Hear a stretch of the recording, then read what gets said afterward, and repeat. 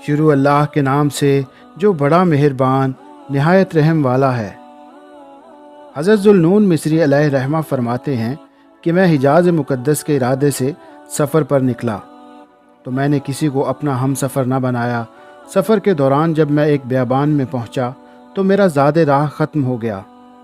اب مجھے بہت تشویش لاحق ہوئی، اور جب مجھے اپنی ہلاکت یقینی نظر آنے لگی تو اچانک مجھے صحرا میں ایک گھنا درخت نظر آیا جس کی شاخیں زمین پر لٹک رہی تھیں۔ میں نے سوچا کہ مجھے اس درخت کے سائے میں بیٹھ جانا چاہیے۔ جب میں اس درخت کے قریب پہنچا اور اس کے سائے میں بیٹھنے کا ارادہ کیا تو اس کی ٹہنیوں میں سے ایک ٹہنی نے میرے چمڑے کا تھیلا پکڑ لیا، جس کی وجہ سے اس میں بچا کچا پانی بھی بہہ گیا، اور اس طرح رہا سہا سہارا بھی جاتا رہا، اور بظاہر مجھے بچنے کی ایک ذرا امید نہ رہی۔ اب چاروں ناچار میں اس درخت کے سائے میں گر کر ملک الموت کا انتظار کرنے لگا تاکہ وہ آ کر میری روح قبض کر لے۔ اچانک میں نے ایک غمگین آواز سنی جو کسی غمزدہ کے دل سے نکل رہی تھی۔ وہ شخص کہہ رہا تھا، اے میرے پروردگار، اے میرے آقا و مولا، اگر تیری رضا اسی میں ہے تو اس میں اور اضافہ فرما دے تاکہ تو مجھ سے راضی ہو جائے۔ یہ سن کر میں اٹھا اور اس آواز کی سمت چل دیا تو میں نے ایک حسین و جمیل شخص کو دیکھا جو ریت پر پڑا ہوا تھا، اور بہت سے گدھ اسے گھیرے ہوئے تھے اور اس کا گوشت نوچنا چاہتے تھے۔ میں نے اسے سلام کیا تو اس نے سلام کا جواب دے کر کہا، اے ذوالنون مصری، جب زاد راہ ختم ہو گیا اور پانی بھی بہہ گیا تو آپ نے فنا اور ہلاکت کا یقین کر لیا۔ میں اس کے سرہانے بیٹھ گیا۔ اس کی باتیں سن کر مجھے تعجب ہوا، اور اس کی یہ حالت دیکھ کر میرا جی بھر آیا۔ اتنے میں کھانے کا ایک پیالہ میرے سامنے رکھ دیا گیا۔ پھر اس شخص نے اپنی ایڑی زمین پر رگڑی تو ایک چشمہ پھوٹ پڑا جس کا پانی دودھ سے زیادہ سفید اور شہد سے زیادہ شیریں تھا۔ اس نے مجھ سے کہا، اے ذوالنون، کھاؤ پیو، کیونکہ تمہارا بیت الحرام پہنچنا نہایت ضروری ہے، مگر ہاں، میرا ایک کام کرنا نہ بھولنا۔ اگر تم میرا کام کر دو گے تو تمہیں اس کا اجر و ثواب ملے گا۔ میں نے پوچھا، وہ کیا کام ہے؟ کہا، جب میں مر جاؤں تو مجھے غسل دے کر دفن کر دینا اور ان وحشی پرندوں سے چھپا کر یہاں سے چلے جانا۔ پھر جب تم حج ادا کر لو تو بغداد شہر چلے جانا۔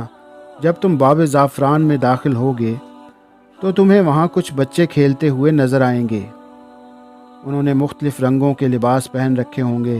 تم وہاں ایک کم سن نوجوان کو پاؤ گے جسے اللہ سبحانہ و تعالیٰ کے ذکر سے کوئی چیز غافل نہ کرتی ہوگی۔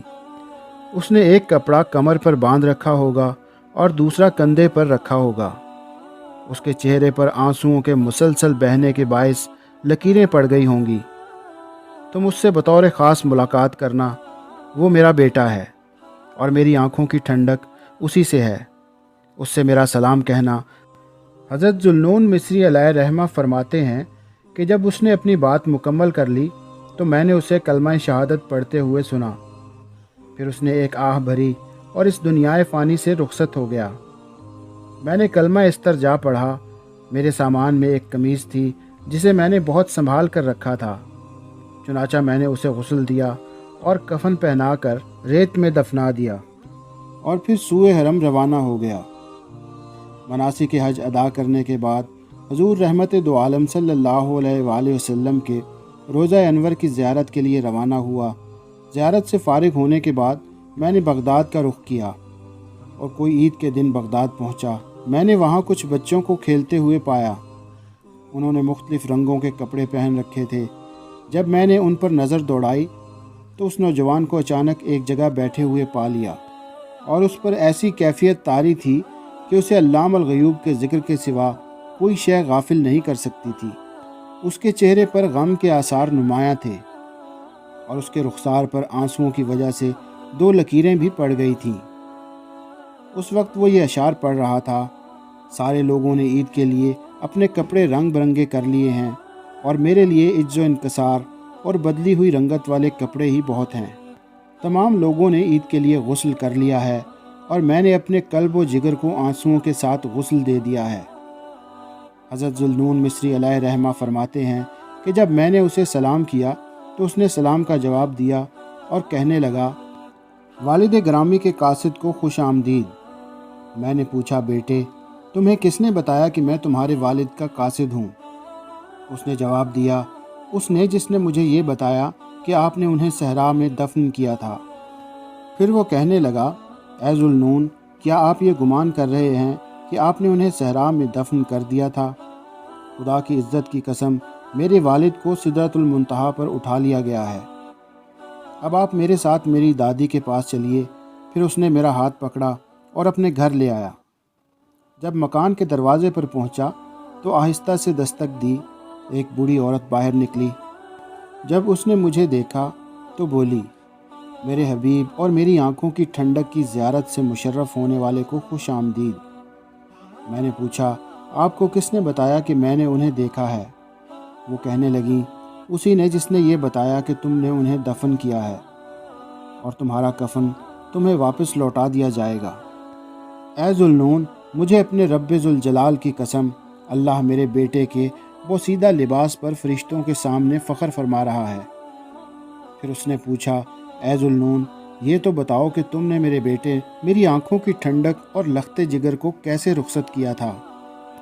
میں نے کہا میں نے اسے جنگل میں ریت اور پتھروں کے درمیان تنہا چھوڑ دیا تھا، اور اس نے اپنے پروردگار رب غفار سے جو امید باندھ رکھی تھی وہ پوری ہو گئی۔ جب اس بڑھیا نے یہ بات سنی تو اس نوجوان کو اپنے سینے سے چمٹا لیا اور پھر وہ دونوں میری نگاہوں سے اوجھل ہو گئے۔ میں انہیں گھر کے مختلف گوشوں میں تلاش کرتا رہا مگر وہ نہ ملے۔ پھر میں نے ہاتف غیب سے آواز سنی کہ ایک کہنے والا کہہ رہا تھا اے ذوالنون خود کو مت تھکاؤ۔ میں نے پوچھا وہ کہاں چلے گئے؟ جواب ملا شہداء مشرکین کی تلواروں سے مرتے ہیں جبکہ اہل محبت شوق دیدار الہی میں مرتے ہیں، اور انہیں نور کی سواریوں پر بٹھا کر عزت والے بادشاہ کی بارگاہ میں لے جایا جاتا ہے۔